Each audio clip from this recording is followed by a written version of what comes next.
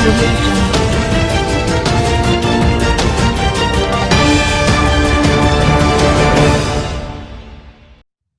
अस्सलामुअलैकुम। आप देख रहे हैं के न्यूज़ HD। मैं हूं किरण इरशाद। खबर शामिल करते हैं साहिवाल से।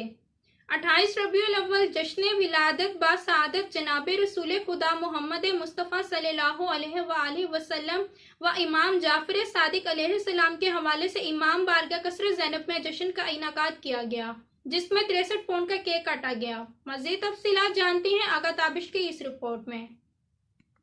जी बिल्कुल। साहिवाल 28 रबीउल अव्वल जश्न विलादत बासआदत जनाब रसूल खुदा मोहम्मद मुस्तफ़ा सल्लल्लाहु अलैहि वसल्लम व इमाम जाफ़र सादिक अलैहिस्सलाम के हवाले से इमाम बारगाह कसर ज़ैनब में जश्न का इनेकाद किया गया, जिसमें ज़ाकिर अहले बैत जनाब शहराज रज़ा शफ़क़त ने खिताब किया, जिसमें 63 पौंड का केक काटा गया। जश्न का इनेकाद सदर हकीम आगा आज़ादार हुसैन खान जनरल सेक्रेटरी कंबर जाफरी ने किया। जी